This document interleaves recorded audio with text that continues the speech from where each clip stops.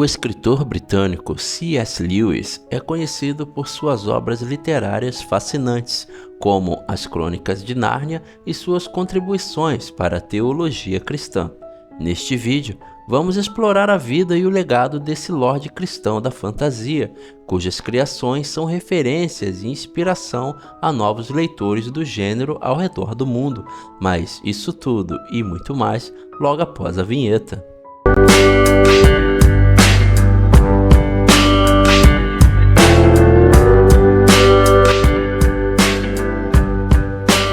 Clive Staples Lewis, nascido em Belfast, Irlanda, em 29 de novembro de 1898, foi um professor universitário, escritor, romancista, poeta, crítico literário, ensaísta e teólogo irlandês durante sua vida.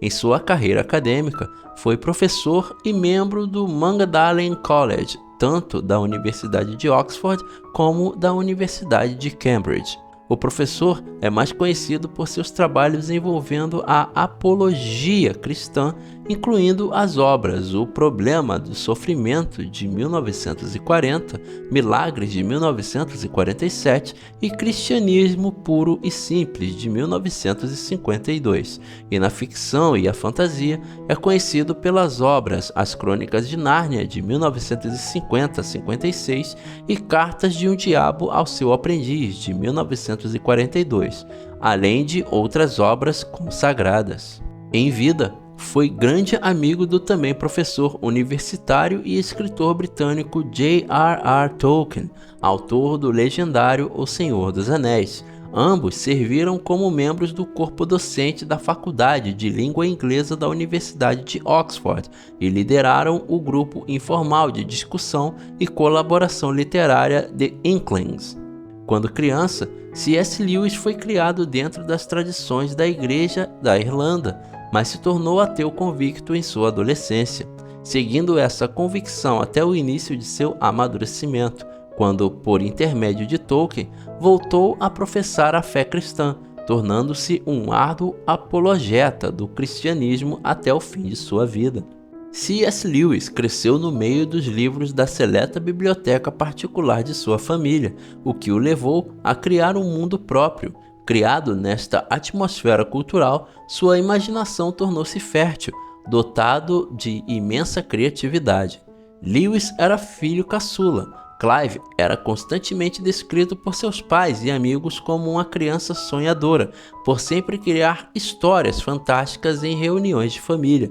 Diz a história antiga que, quando tinha 3 anos, C.S. Lewis decidiu adotar o nome de Jack, pelo qual ficou conhecido na família e no círculo de amigos próximos durante toda a sua vida. Quando eram adolescentes, Lewis e seu irmão Warren Lewis, que era 3 anos mais velho, passavam quase todo o seu tempo dentro da biblioteca de sua casa, dedicando-se à leitura de livros clássicos, distante da realidade materialista e tecnológica do século XX.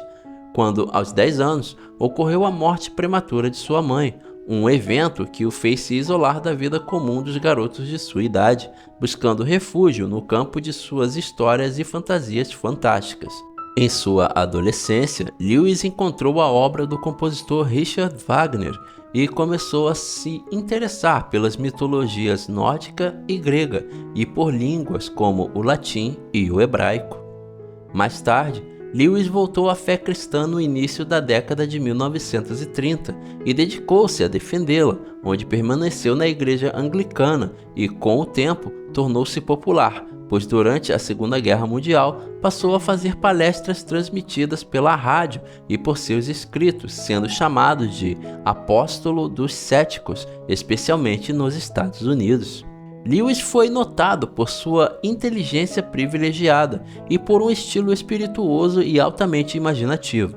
O Regresso do Peregrino, publicado em 1933, O Problema do Sofrimento, de 1940, Milagres, de 1947 e Cartas de um Diabo ao Seu Aprendiz, de 1942, são provavelmente suas obras mais conhecidas. O professor também escreveu uma trilogia de ficção científico-religiosa, conhecida como Trilogia Espacial, além do Planeta Silencioso, de 1938, Paralandra, de 1943, e Aquela Força Medonha, de 1945.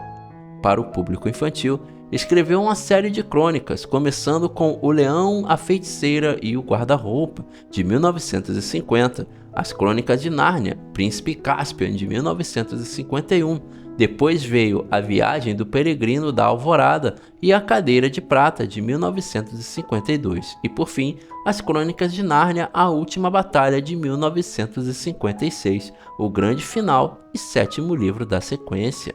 Sua autobiografia, Surpreendido pela Alegria, foi publicado em 1955. Uma das principais teses na apologia de Lewis é que existe uma moralidade comum conhecida em toda a humanidade e que ele chama de lei natural. Nos 5 primeiros capítulos do Cristianismo Puro e Simples, Lewis discute a ideia de que as pessoas têm um padrão de comportamento ao qual esperam que as pessoas sigam. Lewis afirma que pessoas de todo o mundo sabem o que é essa lei e quando a violam. Ele continua afirmando que deve haver alguém ou algo por trás de um conjunto tão universal de princípios. Em junho de 1961, Lewis começou a ter problemas de saúde e foi diagnosticado com inflamação nos rins que resultaram em envenenamento do sangue. A doença fez com que perdesse o período do outono na Universidade de Cambridge, apesar de seu estado de saúde começar a melhorar gradualmente em 1962, voltando em abril, e sua saúde continuou melhorando. Mas em 15 de julho de 1963, adoeceu e foi internado no hospital. No dia seguinte, às 17 horas, sofreu um ataque cardíaco e entrou em coma. Inesperadamente, acordou no dia seguinte às 2 horas da manhã. Depois de receber alta do hospital, Lewis voltou ao lar, embora estivesse doente demais para voltar ao trabalho, e assim renunciou seu cargo em Cambridge, em agosto. Sua condição continuou a piorar e em meados de novembro foi diagnosticado com estágio final de insuficiência renal. Em 22 de novembro de 1963, exatamente uma semana antes do seu 65º aniversário, entrou em colapso em seu quarto às 17h30 e morreu poucos minutos depois.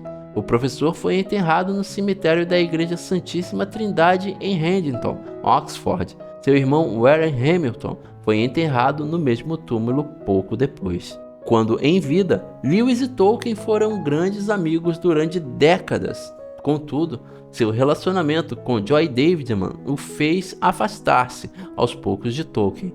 Tolkien relata em uma de suas cartas que só descobriu que seu amigo Lewis havia se casado um ano depois do ocorrido.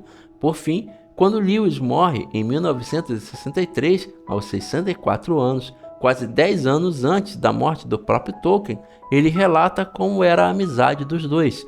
Essa amizade foi explorada no livro O Dom da Amizade, Tolkien e C.S. Lewis. De fato, Lewis contribuiu para a existência de O Senhor dos Anéis, sendo um dos primeiros a ler O Hobbit.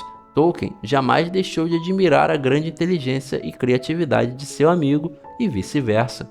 Neste vídeo, conhecemos o impacto duradouro das obras de C.S. Lewis e como sua influência continua a ser sentida até hoje, e seu legado certamente será celebrado e continuará a inspirar gerações futuras. Sem dúvida que a memória e as obras de C.S. Lewis estendem sua vida além do guarda-roupa.